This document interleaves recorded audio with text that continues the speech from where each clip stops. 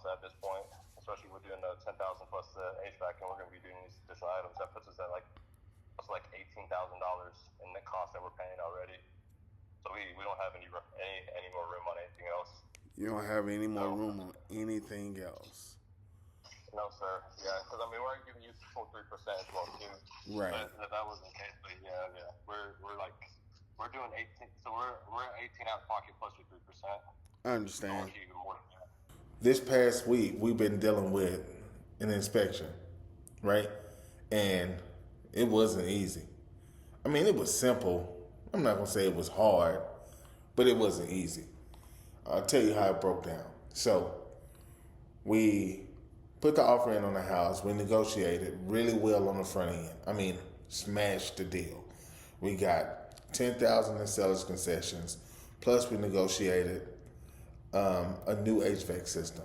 And if you're in Texas, you know how important an HVAC system is in August. Like, it's August. 100 plus degrees outside every day. So you know how important that is. So we smashed it on the front end. But if you're buying a home, I tell all my buyers, I don't care if it's new, old, you should get an inspection. Now, I can't make you get an inspection, but I definitely 10 out of 10 recommend that you get an inspection. So my buyer took my advice, and the cool thing about it is I gave her a list of my preferred inspectors. She had another outside source recommend her a third-party inspector. When I showed up to the inspection, it was the same person. So her outside person, her friend at work, told her to use this person. And I said, hey, use this person. So lo and behold, I showed up and my guy was there. One of the best inspectors in Dallas-Fort Worth. I mean, super professional, on top of it, knows how to do his job and gives a beautiful report. So Tamil, if you're out there, man, that's a shout out to you. But anyhow, let's talk about the inspection. So he inspected the home. I showed up a little bit toward the end because I don't want to be in the way while he's inspecting the home.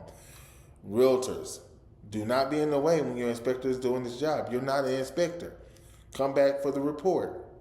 So I showed up toward the end, got the report, and he walked us through the whole inspection report. He showed us everything from the roof all the way down to the foundation, front door to back door. The roof was okay. There was no foundation issues. I had a foundation inspection happen before the third-party inspector came, just to make sure that you had two eyes on the foundation. Because if you know anything about Texas soil, it expands and contracts. It moves. It moves. It's really alive. So it expands and it contracts.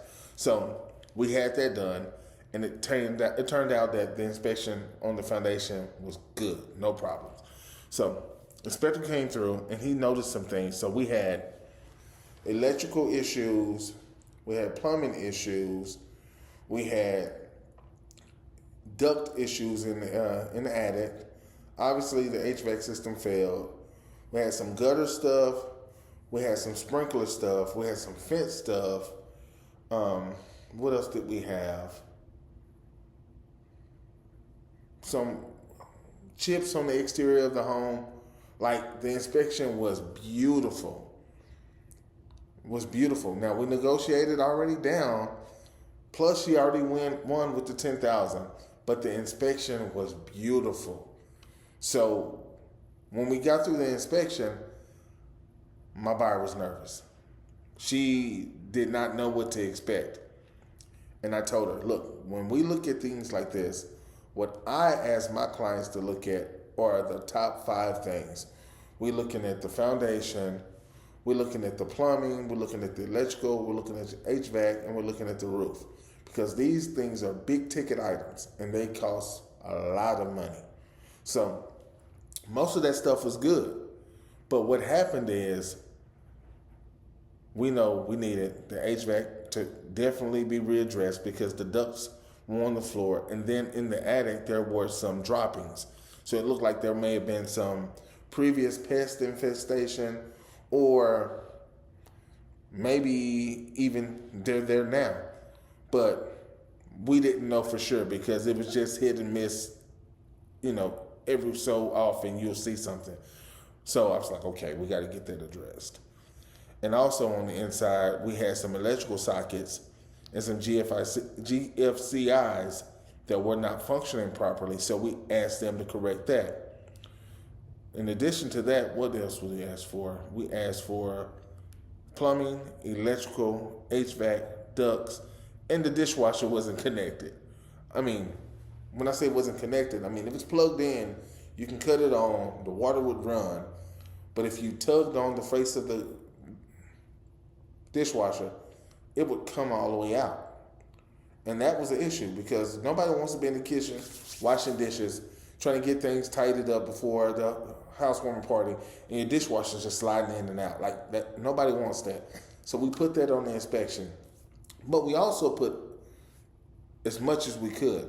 Not because I knew we would get it, but because I know if we give them all of the information, they can see, okay, here's the inspection, here's the issue. What we're looking at is FHA inspection requires these things. The buyer absolutely has to have these things. And we went back and forward, back and forward, back and forward.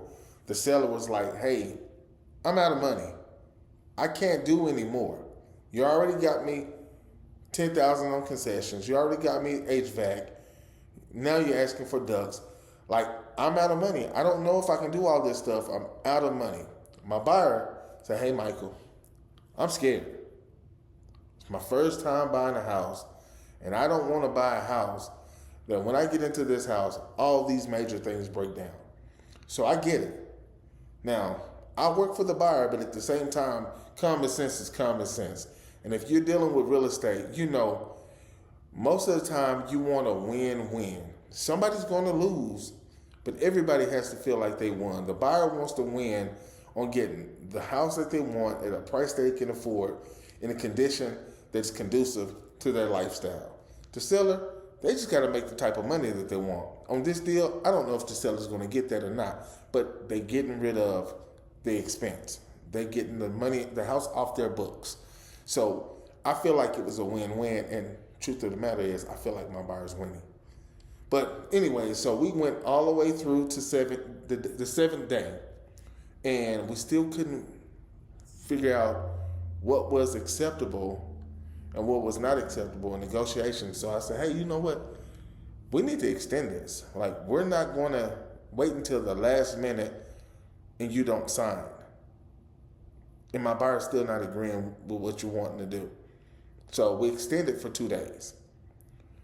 He went back to his contractors and said, hey, this is what I'm looking at. I got a great buyer on the line. Don't want to lose the buyer. What can you do for me to make sure that this buyer doesn't go away? Boom. We negotiated all the way down. He called me and said, hey, Mike, I'll do these 5 things. I'll do the dishwasher, the plumbing, the electrical, the pest control, the HVAC, plus I'll lift the ducts off the ground because the ducts in the attic were sitting down on the insulation. And you know, like I know, if the air doesn't flow properly, it's going to overwork the system. And at some point, a new system is going to be just as bad as the old system. So we were not going to accept that. So we negotiated that inside of it.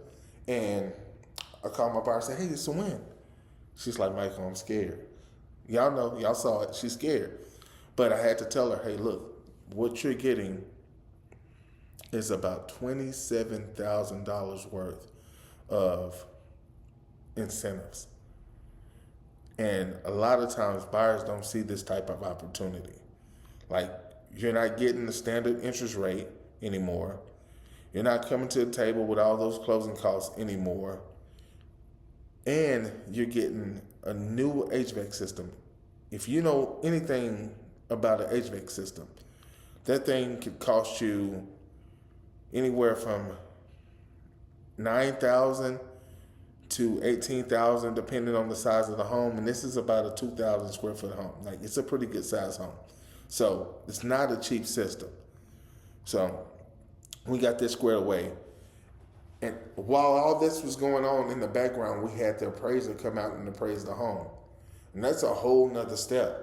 A lot of times people don't even let the appraiser come out to appraise the home until after the inspection period or the option period. But I knew I had formulated a great deal for the buyer. So I was comfortable with letting the appraiser come out, appraise the home, because I knew the sales price that I agreed to, plus the concessions that I agreed to, plus the repairs that I was negotiating, was going to put my buyer at an advantage and put them in a position to come into the door with equity and a stable home, right? So this is the journey that most buyers go through, where you're going to have to find a home that you like, love the layout, and then go through the next steps. The next step typically is your option period. We paid for a 7-day option period, extended until a 9-day. That cost us $150. But in addition to that, during that inspection period, we had an appraisal happen and the negotiations happen. The buyer came out on top. Now the next step is to get them clear to close. Insurance buying is going to be the last thing to deal with, plus some small financials. If you guys want to see what happens and if my buyer is actually happy with the way that we negotiated the deal and feel good about the position and the equity they have, I would say stay tuned. It's going to typically happen every week until this buyer closes. So until then, I'm Michael Chatman, your Astute Home Advisor, and this is Astute Living. I'll see you next week.